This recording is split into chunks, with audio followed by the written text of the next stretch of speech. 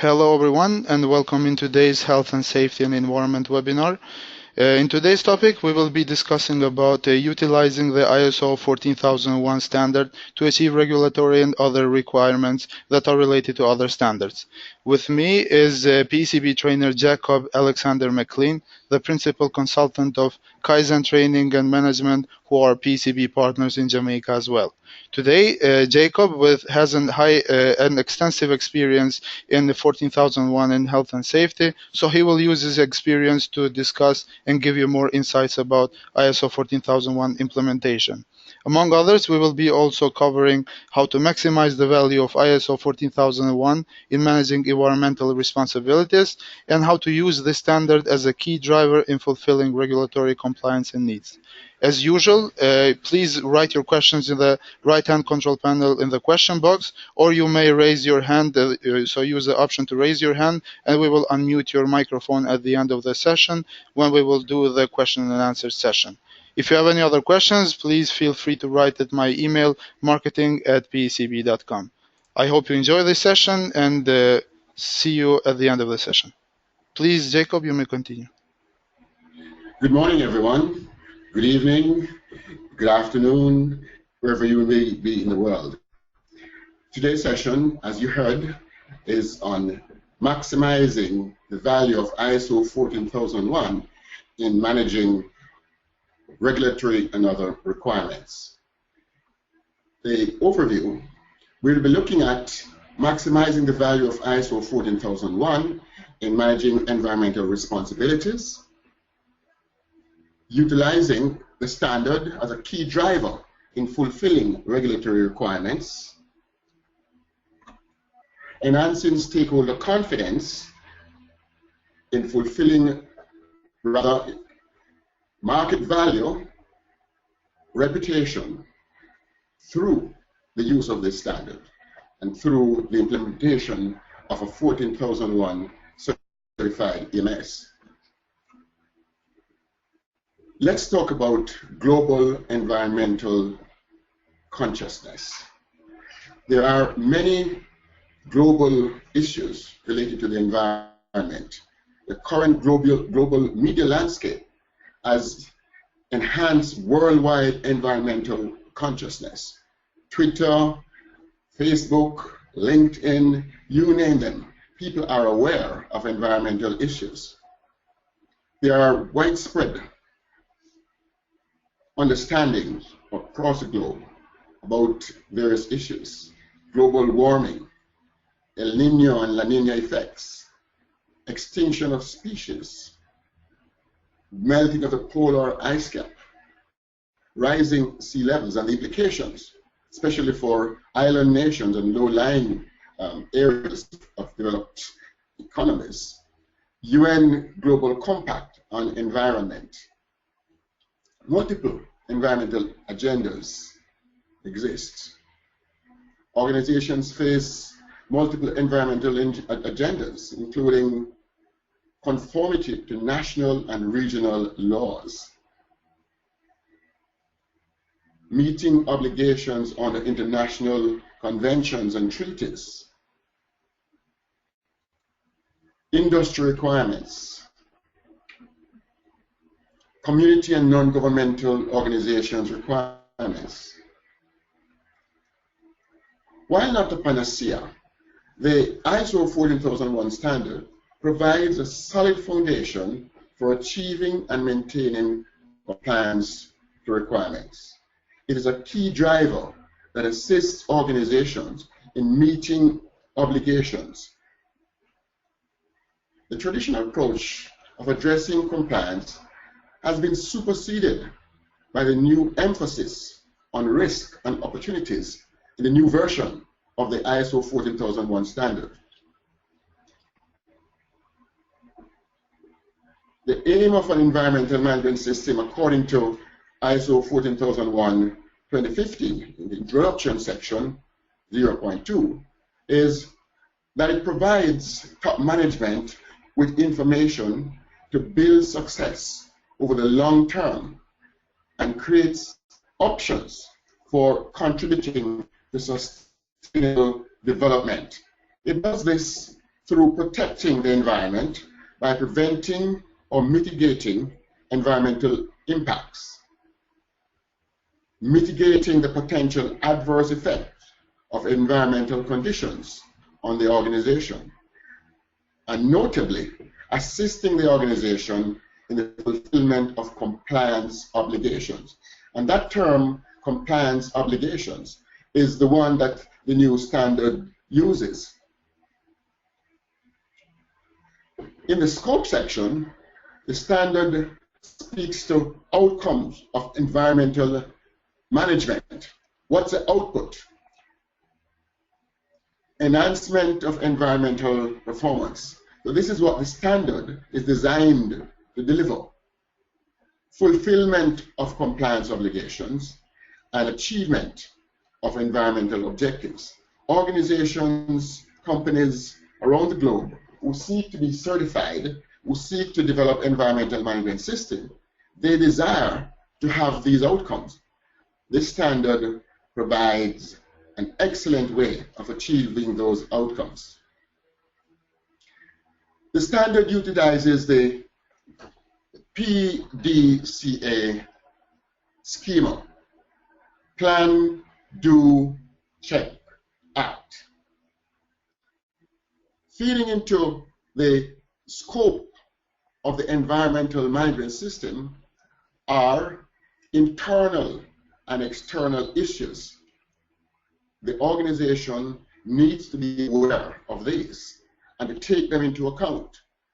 Then we have the needs and expectations of interested parties.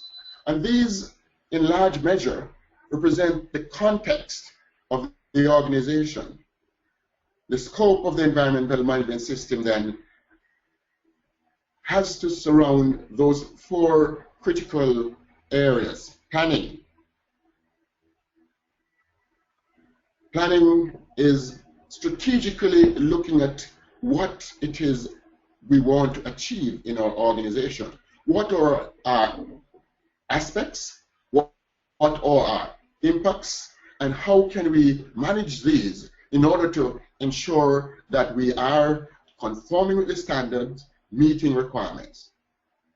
Doing requires support and operation. So there are certain support functions within the organization, and there are the operational functions within the organization. Performance evaluation. We plan, we have our objectives, targets, programs to achieve them.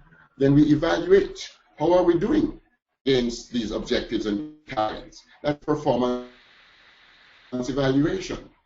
And then we seek to improve. So our management review audits, our various checks and balances will indicate what we need to improve, how we need to achieve continual improvement in order to ensure that the system remains relevant and delivers results. So intended outcomes of the environmental management system are what we are seeking, and we check to see that these are happening. If they are not, we take the necessary control measures to get back on track. So environmental responsibilities are best addressed through the PDCA schema. Management of environmental risk is a key tenet of ISO 14001:2015. What does this involve? Identification of aspects and the corresponding impacts, recognition of internal and external impacts, not just the internal impacts, but the impacts that are external to the organization. How are our processes impacting externally? How is what we do as an organization affecting our neighbors, surrounding communities? These are important considerations, and the driving of compliance requires that we are conscious of all regulatory and other requirements. So internal and external impacts are critical. Sensitizing key stakeholders, both internally and externally. That's part of managing risk. Ownership and accountability of top management. This is absolutely the most essential aspect of implementing, maintaining a system, ensuring that top management owns the outcome, supports by providing necessary resources, and resources here including people, technology, material resources, such that the achievements that we seek can be attained. Compliance obligations. These are many and varied. Applicable standards, national and regional environmental laws, international conventions and treaties. All of these are in the mix. There are other requirements, agreements with public authorities. Some of these may be statutory or regulatory. Others are voluntary in nature.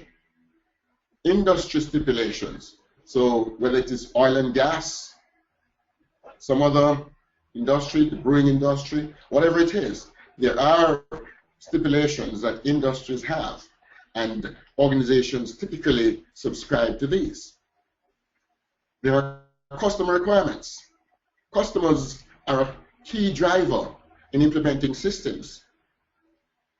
As with 9001, organizations want their partners to be certified because certification implies that minimum standards have been met.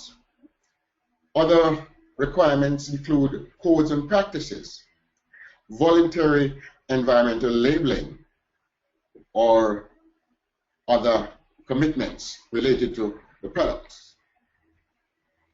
Still more, agreements with community groups or non-governmental organizations. We have a situation now where community groups are very conscious about the impacts of organizations in their locale, and they want to know what is happening. They want to interact with the organizations, and more often than not, commitments are made. These must be honored. Corporate and company requirements. Local entities which are part of multinationals are required to comply with the dictates of the corporate entity. The company itself has certain requirements. All of these can be addressed through the utilization of the environmental management system certified to ISO 14001. Of course, there are sustainability initiatives. How do we ensure that our environment remains or is enabled to remain in the best possible state for future generations? And then there's a challenge of meeting best practices. All of these are multiple environmental responsibilities that organizations face. How are these addressed? I submit that the 14001 standard enables organizations to meet these requirements. 6.1.3 of the standard, compliance obligation, says the organization shall, and notice the obligatory word shall, determine and have access to the compliance obligations related to its environmental aspects. Determine how these compliance obligations apply to the organization. Take these compliance obligations into account when establishing, implementing, maintaining, and continually improving its environmental management system. Finally, the organization shall maintain documented information on its compliance obligations. Now, that last point there, maintain documented information, alludes to some form of procedure. And note, compliance obligation can result in risks and opportunities for the organization. And this is a key aspect of the new standard, the revised 14001 standard, the 2015 version. Risks and opportunities are taken into consideration. So as well as looking at compliance obligations as posing risks, risk of perhaps jail term if you're failing to comply, or other sanctions, legal sanctions, there are opportunities. And this is a new way of looking at compliance obligations. So how does the 14001 standard enable conformity? It determines the scope of legal requirements. So for instance, we see that in order to implement ISO 14001, we need to look at the scope, the full scope of applicable regulatory and other requirements. So we look at regulations, including statutes and legislation. Statute, formal, written, contractual, or legislative authority that governs the state. So we look at what the law of the land says. Statutes command or prohibit something or declare a policy. So we need to examine these. Decrees and directives. We consider permits, licenses, or other forms of authorization. So for instance, if the organization abstracts water in its processes, then it needs to ensure that there are licenses obtained from the regulatory authorities, that limits, abstraction limits, are being adhered to, and that these are monitored. There are other permits, perhaps pertaining to wastewater, air pollution, discharge limits, and so on. All of these must be taken into consideration. The organization must determine these. There are orders issued from time to time as well by the regulatory agencies. There are judgments of courts or administrative tribunals. Customary or indigenous laws must be taken into consideration. The organization operates in a context and must be conscious of the context. This is why it is so important to take the context, internal context as well as external context, into consideration. There are treaties, conventions, and protocols. So continuing with how, it is a good practice to maintain an up-to-date register of applicable legal requirements. In fact, this is a first step, determining what those are and developing a register. That is best practice. In this register should be incorporated all applicable legal requirements. And it's a good practice to relate these legal requirements to the aspects and impacts of the organization. So in developing a matrix, one would want to look at the aspects, the impacts, where in the process they arise, and also, importantly, look at what legal obligation relates to each particular aspect or impact. So the matrix could include the area, the process, the aspect, the impacts, the applicable legislation, and the mitigation, and of course, the responsibility for carrying out the mitigation. And this all implies a risk assessment. What are the regulations that are applicable to our organization? What risk do they pose? What are the penalties? And also, what opportunities might there be relating to these legislation? In complying, there may just be an opportunity to improve our processes. So we look not just at the negative aspects, but we also look at the possibilities of gain for the organization. The legal requirement sets the floor, basically saying they set minimum requirements. Organizations are well advised to go beyond meeting the legal requirements and to anticipate as well how to seek to influence requirements. So organizations typically lobby regulatory authorities because there's vested interest, and vested interest has to do with what's good for the organization, what's good for the community, and ultimately what's good for the country. So the risk-based approach will cause the organization to elicit involvement in things like regulatory impact assessments, which bring issues to the fore that the public and authorities may have missed. In certain developed countries, this is an entrenched practice, looking at regulations or proposed regulations, laws, and statutes from the point of view of what impact, short-term and long-term, they might have on the organization.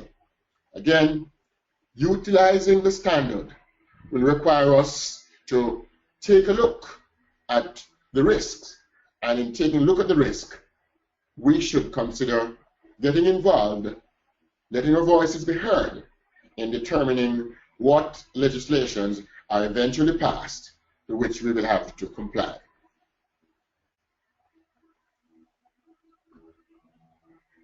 Organizations not only have to comply with laws and other statutes, but voluntarily comply to other requirements as well. These may relate to their aspects, products, or services. Some of these address issues other than environmental matters, but which are important to the organization. So there may be non-regulatory guidelines, guidelines related to the industry, the particular industry, manufacturing or service. Voluntary principles or codes of practice, requirements of trade associations, agreements with community groups or non-governmental organizations. These are to a large extent voluntary, but they can enhance the image of the organization, and that's most important. Image, reputation, they are critical in this day and age in which we live. Public commitments of the organization or its parent organization. These are likewise very important. Procedures for managing legal and other requirements have been used for years in organizations. The new standard is not saying we must have procedures. However, procedures are important. They do outline clearly the process for determining legal and other requirements, responsibilities of personnel, and reference the appropriate records that attest to the fact that actions have been carried out. So yes, although the standard does not now stipulate procedures, we will be well advised to have documentation, whether we call them procedures or some other name, that can clearly indicate that there is a process in place to determine what we should comply with, legal and other requirements. So documentation is a term used, not the word procedure. So organizations are free to use any type of documentation to demonstrate the presence of a process to identify and track legal requirements. How does this work? So identification and tracking of other requirements is done by incorporating other requirements in the environmental policy. That's one way, and that is a good way, because the policy has visibility. It is reviewed at management review meetings. It is audited during the internal auditing process. It is usually posted and made available to the public via website and other means. So yes, incorporating other requirements there puts some pressure on the organization in fulfilling those legal and other requirements. Maintaining an up-to-date register of other requirements in a database. This is a good practice. With other requirements integrated in the environmental management system, in the database or otherwise, there will be periodic reviews which will ensure that there is scrutiny and provide the impetus to continual improvement.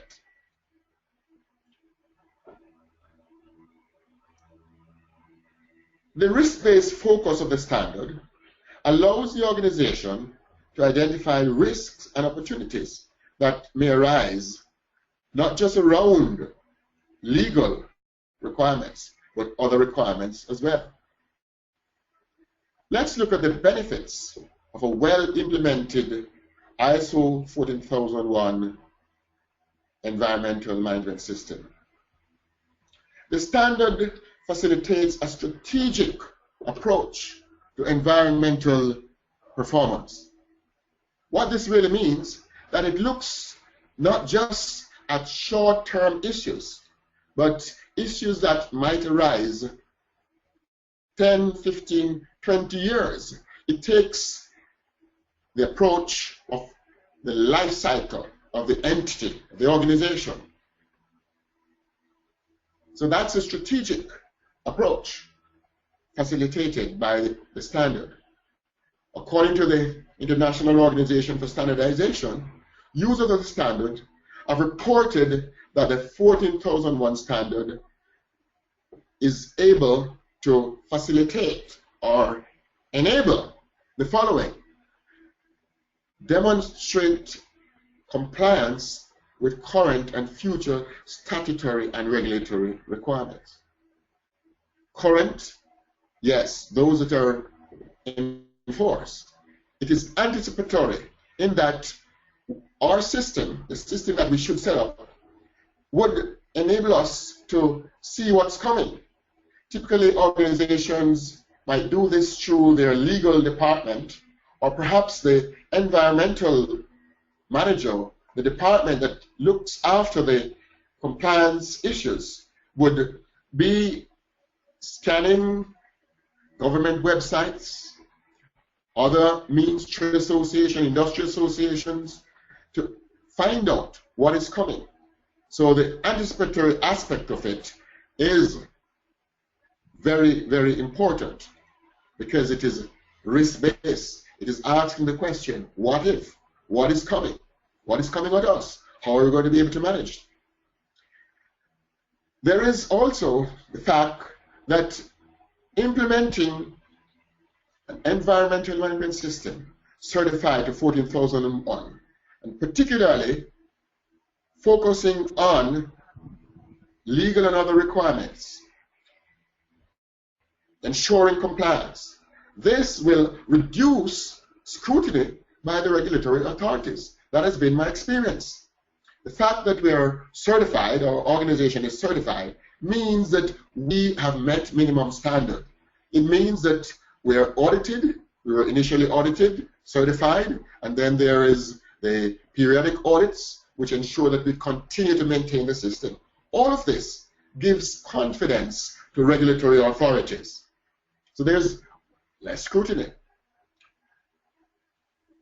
The leadership involvement in implementing and maintaining the standard augurs well for the organization.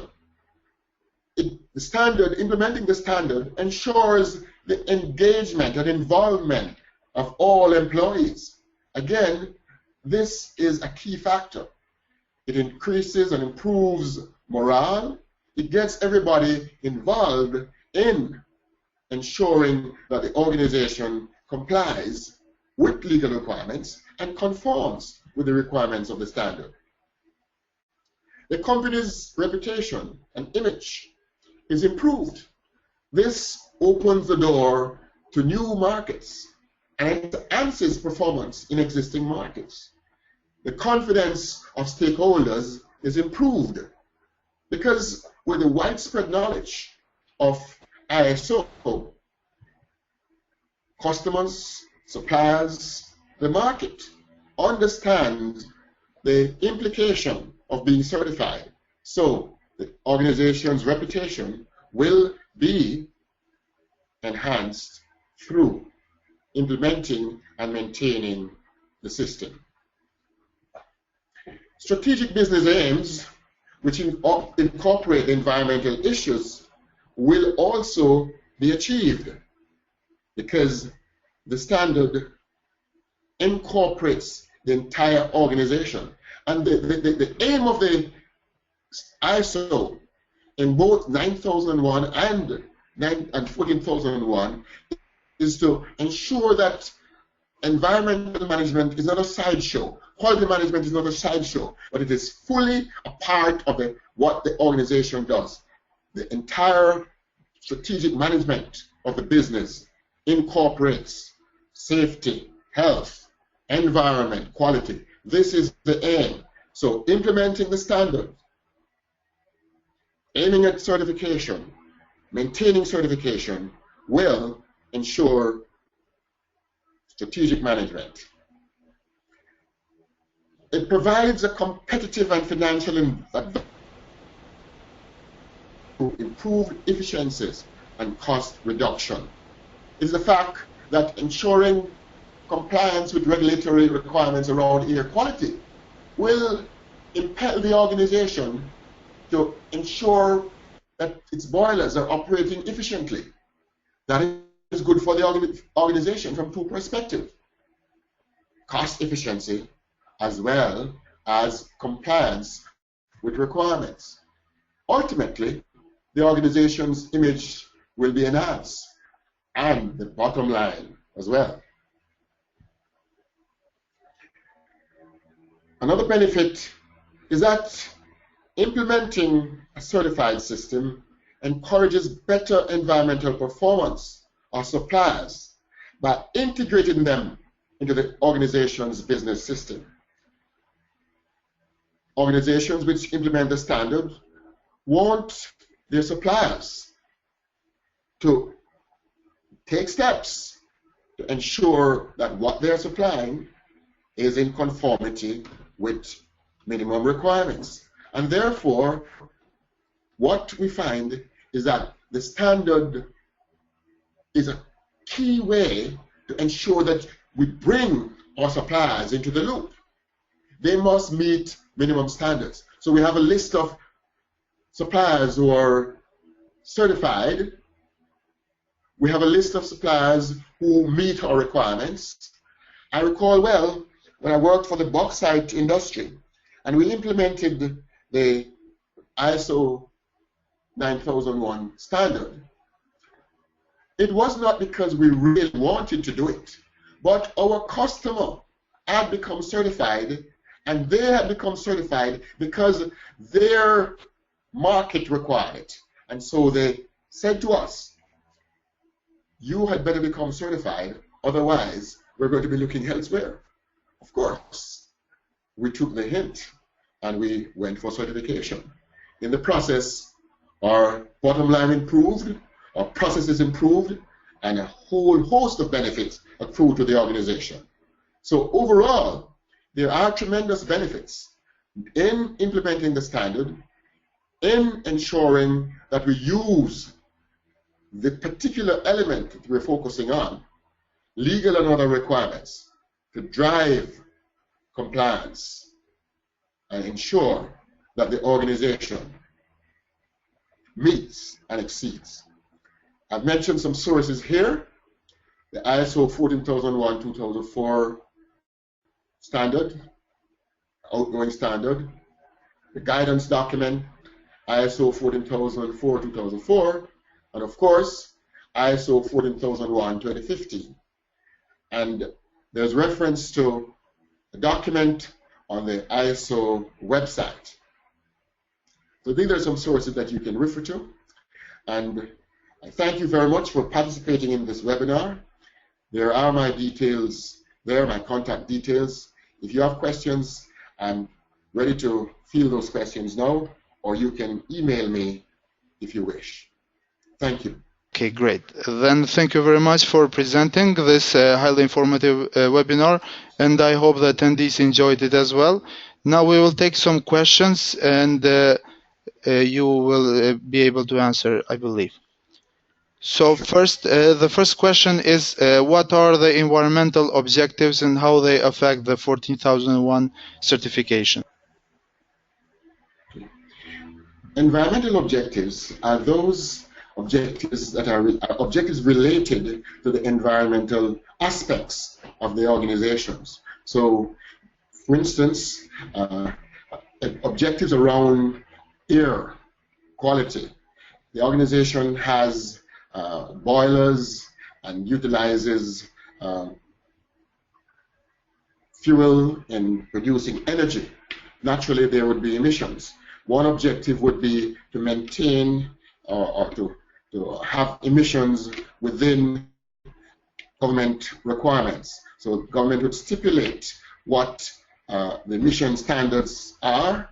The organization would develop an objective around those emission standards. Following the agreement of those objectives, the organization would then put in place a program to achieve those objectives. The programs might include the type of fuel that is purchased. So, for instance, low sulfur fuel. It might include the type of burners that are used, high efficiency burners that would ensure low emissions of NOx, SOx, that will ensure that the emission standards are achieved. It could be objectives around wastewater. Again, governments typically have stipulations around wastewater quality. And there are various parameters that are regulated. The organization would have objectives around meeting those regulatory requirements. It would therefore put in place objectives around those. For instance, developing or implementing effluent treatment system, managing that system to ensure that the wastewater that leaves its facility are meeting requirements. Objectives as well can be around other factors, such as meeting the regulatory requirements, ensuring that we will comply. Now, of course, programs would ensure that you are aware of those requirements and that you have a program of checking those requirements on a quarterly basis. For instance, your internal audits would ensure that you do a compliance audit of the various regulations and that you are in fact complying. Okay, thank you, Jacob. I have someone who has raised his hand, so I will unmute the microphone and you can ask the question. Thank you. Mr. Sunday, you may ask your question.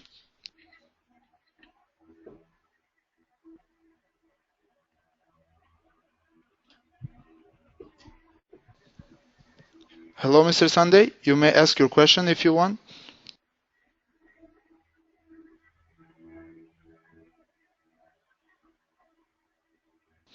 Okay, in that case, we will continue with the rest of the questions. The next question is, considering that the new standard ISO 14001-2015 version has been released, what is is the difference that makes the two versions in the utilization process of certification? The main difference with the standard, and there are several, but the main difference is the focus on risk. And this is the difference that will cause the organization now to take a different look. You have consideration of the internal and external context, the stakeholders, internal stakeholders and external stakeholders. Now, risk, the definition of risk is the impact of uncertainty on objectives. That's the definition of risk. And that comes from ISO 31000, which is the standard that addresses risk. Although the new 40001 standard does not tell you, for instance, how to do a risk assessment, there is a standard which does, and that's the ISO 31000 2009, and there is a companion standard, ISO 31010, which gives an exhaustive study of the various risk assessment methods. So looking at the standard from a risk-based point of view, you will take into consideration both risks, those aspects or those factors that can have a negative impact on the organization, and opportunities. And this is a new way of looking at the standards. Now, preventive action was always a part of ISO standards. However, that now has been subsumed into the risk concept. So we now are required to look at risk to the organization. We look at the aspect of uncertainty. What could happen? What if? What if we do not comply with this particular area of regulation? What if we fail to meet the requirements? Those are key concepts. So risk-based thinking is the main difference in this new standard. And this, I advise that participants come up to speed, get versed on risk assessment, risk management, and PECB does offer training in this area. So I would suggest that you become familiar with risk assessment and the whole concept of risk so that you can utilize it in implementing the new standard. Thank you, Jacob. And the next question, is I wanted to know how the new standard will affect integrated management systems. Excellent. Now, ISO has been advocating the integration of management system. So the new high-level approach ensures that there are common elements running across several standards. So 14,001, 9001, Risk 27,000. There are several standards which now have common elements. So the scopes are similar in terms of where they are in the standard, where they are placed. Management commitment, leadership, those are some common elements.